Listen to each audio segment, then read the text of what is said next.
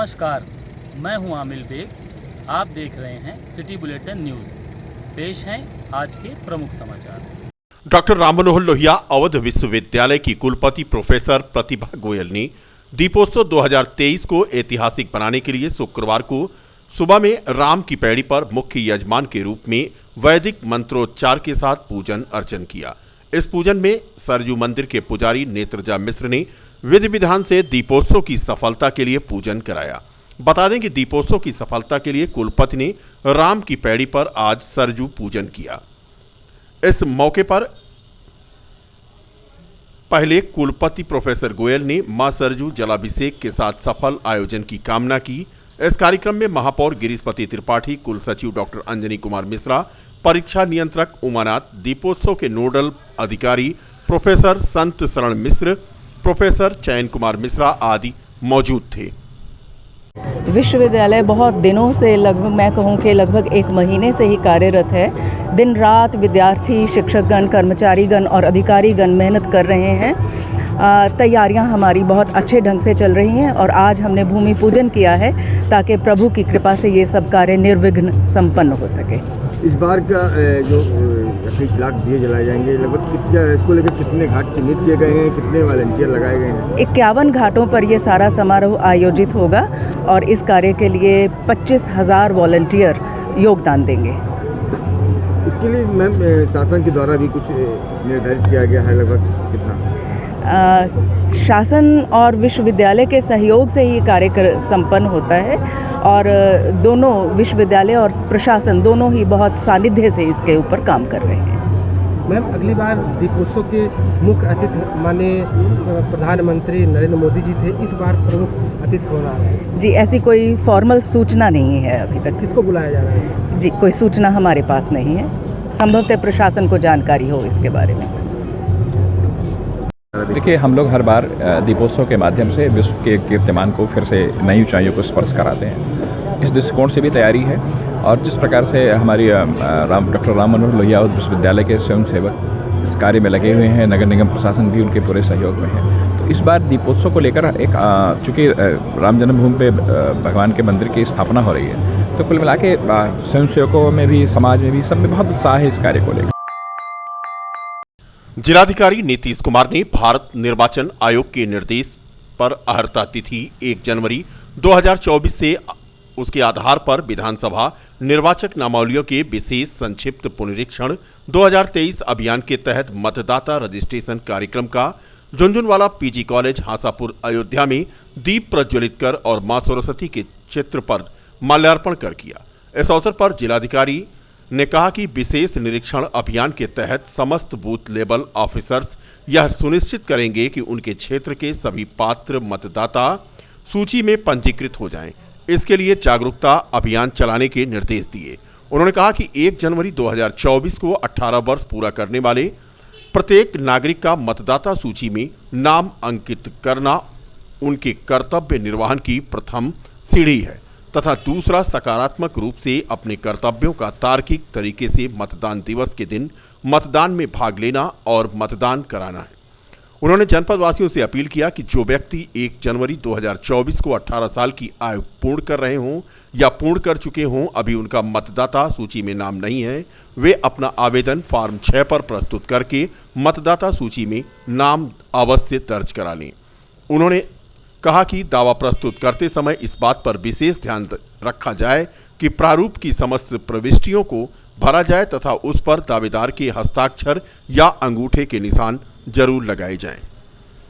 अपर जिलाधिकारी प्रशासन अनिरुद्ध प्रताप सिंह और एसडीएम सदर राजकुमार पांडे ने बताया कि भारत निर्वाचन आयोग द्वारा अर्हता तिथि 1 जनवरी 2024 के आधार पर विधानसभा निर्वाचन क्षेत्रों की निर्वाचक नामावलियों का विशेष संक्षिप्त पुनरीक्षण कार्यक्रम घोषित कर दिया गया है। मतदाता सूची का प्रकाशन किया गया है और सभी बीएलओ हैं उनको मतदाता सूची, लेटेस्ट जो मतदाता सूची है वो दी गई है और उसके बाद इनको समरी रिवीजन का कार्य स्टार्ट होगा आज से और फाइनल जो पब्लिकेशन है 5 जनवरी 2024 को होगा और 1 जनवरी 2024 तक जो भी मतदाता के लिए पात्र हैं उनका फॉर्म भी भरा जाएगा।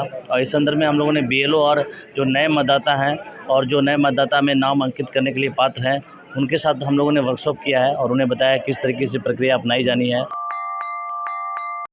Electric and mechanical diploma engineer संघ राजस्व मंडल अयोध्या का मंडलीय अधिवेशन प्रेस क्लब में संपन्न हुआ, जिसमें प्रांत स्तर से इंजीनियर पीबी शुक्ला संरक्षक एवं इंजीनियर एलम सिंह चेयरमैन, विधि प्रकोष्ठ के साथ साथ मुख्य अभियंता नलकूप पूर्व, अधीक्षण अभियंता नलकूप मंडल अयोध्या, अधिशासी अभियंता के अतिरिक्त समस्त सदस्यों ने सहभागिता की। अधिवेशन के अवसर पर इंजीनियर महेंद्र राम,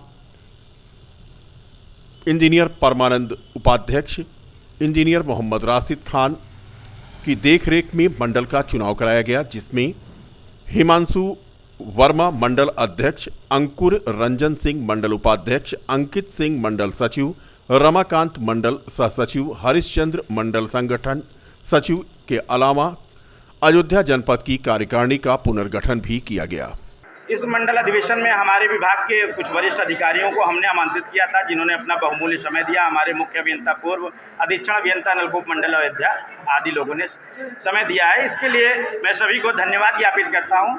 आज सभी सदस्यों के द्वारा मैं निर्विरोध यहाँ पे चुना गया हूँ, इसके लिए बहुत बहुत धन्यवाद ज्ञापित करता हूँ अपने सभी सदस्यों को।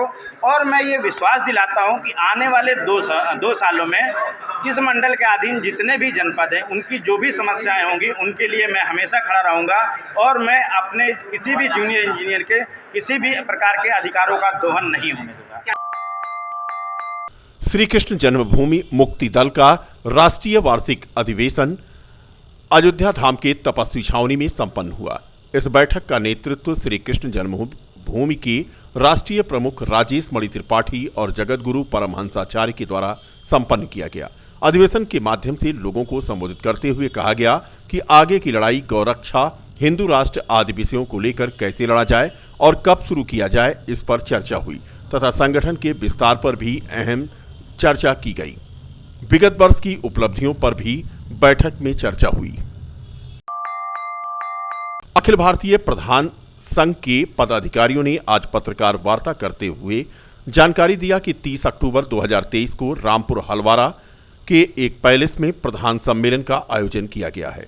जिलाध्यक्ष राजेश प्रताप सिंह ने बताया कि सम्मेलन करने का उद्देश्य प्रधानों तक सारी बातें पहुंचें और सम्मेलन कामयाब हो तथा सम्मेलन में आने वाले उसकी उपयोगिता को समझें।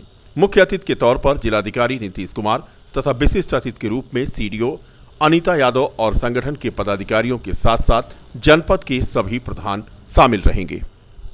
प्रधानों का एक सम्मेलन जनपद अयोध्या का 30 तारीख को हमारी एक गांव पंचायत है रामपुर हलवारा दर्शन नगर पूरा बाजार ब्लॉक पूरा में आयोजित है।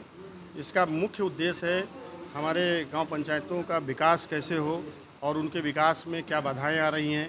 वहीं दूसरी तरफ बीकापुर में भी आज प्रधान संघ ने एक बैठक की और बैठक के बाद पत्रकारों के साथ वार्ता करते हुए ब्लॉक अध्यक्ष विशाल सिंह ने बताया कि 30 अक्टूबर को अयोध्या में अखिल भारतीय प्रधान संगठन के तत्वाधान में आयोजित होने वाले पूर्वांचल प्रधान संघ महासम्मेलन की तैयारी को लेकर के ये बैठक की गई है। महासम्मेलन की भव्यता को लेकर विकासखंड बीकापुर पूरी तरह तैयार है।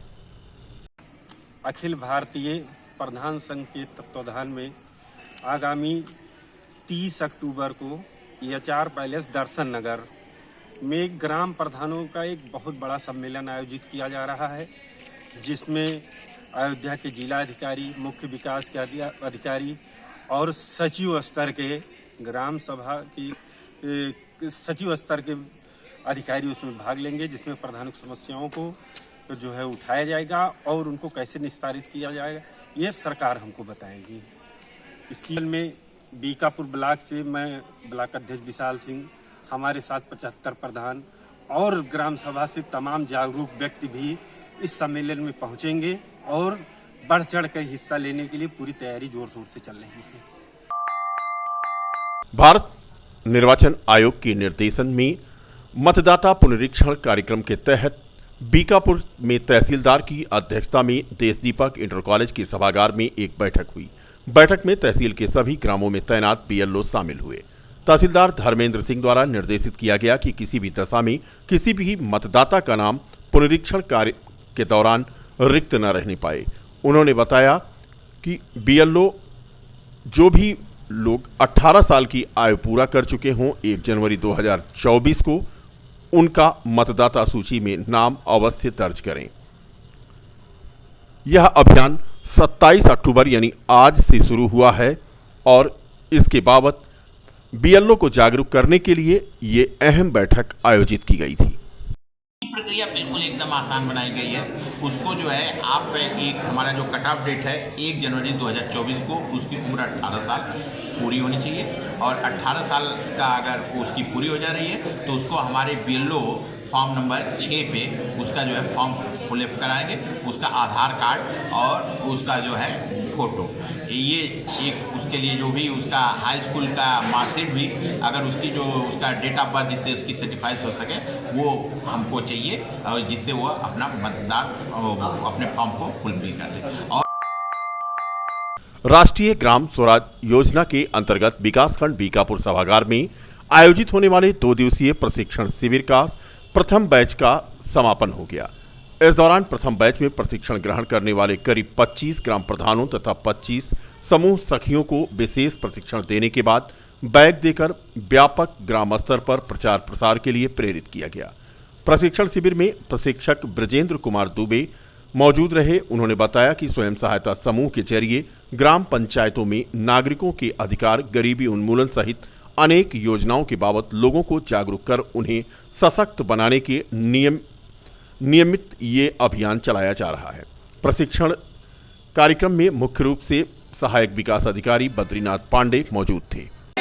ये जो कार्यक्रम पंचायती राज विभाग उत्तर प्रदेश और स्वयं सहायता समूह का जो संगठन है एनआरएलएम इन दोनों अलग अलग विभाग जो है गांव में काम करते हैं और गांव में एक साथ काम करने के लिए जिससे गांव में गरीबी उन्मूलन की तरफ बढ़ करके और गरीबी उन्मूलन को जो है खत्म करने के उद्देश्य से यह एक जो है कन्वर्सेशन कार्यक्रम चलाया जा रहा है। रुदौली बार एसोसिएशन के अधिवक्ताओं के धरने का आज दूसरा दिन था, लेकिन तहसील का कोई सक्षम अधिकारी अधिवक्ताओं का दर्द जानने यहां नहीं पहुंचा।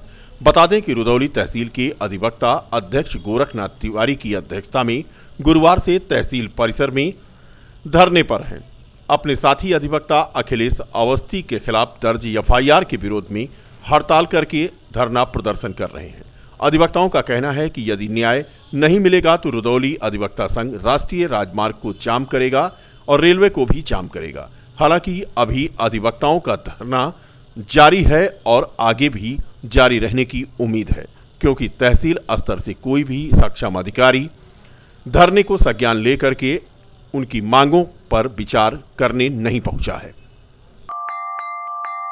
एस्प्रा जेम्स एंड ज्वेलर्स ने अयोध्या में अपने बहुप्रतीक्षित स्टोर का आज शुभारंभ किया। अयोध्या में देवकारी फतेहगंज रोड पर ये खोला गया है। स्टोर का उद्घाटन एस्प्रा जेम्स एंड ज्वेलर्स के चेयरमैन अतुल सराफ की मौजूदगी में सीए सज्जन कुमार अग्रवाल, अनूप सराफ तथा डायरेक्टर एस्पा gems and jewellers Saumit Saraf और महेश कुमार अग्रवाल के द्वारा किया गया। इस अवसर पर गणेश कुमार अग्रवाल, महेश अग्रवाल, शीला देवी अग्रवाल, राकेश कुमार अग्रवाल, मनीष अग्रवाल और नीलकमल अग्रवाल के अलावा अन्य लोग मौजूद थे। शोरूम के शुभारंभ पर ग्राहकों के लिए विशेष छूट, गोल्ड ज्वेलरी की मेकिंग चार्ज पर 20% और आभूषण में लगे डायमंड की कीमत पर 20% की छूट देने का दावा किया गया है। 50,000 रुपये की खरीदारी पर कूपन और लकी ड्रा में कार भी उपलब्ध है। तो कुल मिलाकर के अयोध्या में ब्रांडेड जेम्स एंड ज्वेलरी के शोरूम का आज आगाज हुआ है। एस्प्रा जेम्स एंड ज्वेलर्स उत्तर भारत की अग्रणी ज्वेलरी चेन है और आज इसकी फ्रेंचाइजी यहां खुल गई। एस्प्रा शोरूम ये गोरखपुर के अतुल सराफ जी की कंपनी है और उनकी हम लोगों ने यहाँ फ्रेंचाइजी ली है और आज एक शुभ अवसर है हम लोगों के लिए और अयोध्या वासियों के लिए। अपने यहाँ सोना, डायमंड, सिल्वर हर माल गारंटेड है। चेक करने के लिए कैरेट मीटर की सुविधा है। पहली बात, एशप्रा ग्रुप की तरफ से अतुल सराफ का सभी अयोध्या वासियों को सादर नमन। और मुझे बहुत खुशी है कि अयोध्या भगवान श्री राम की नगरी है, शुद्ध है, पवित्र है, और उसी तरह एशप्रा भी शुद्ध है, पवित्र है और ट्रांसपेरेंट है। बिल्कुल हमारे यहाँ हर चीज़, चाहे हॉलमार्क की बात हो, चाहे नेचुरल डायमंड की बात हो, सब कुछ सर्टिफाइड है, सब कुछ पक्के बिल के साथ है।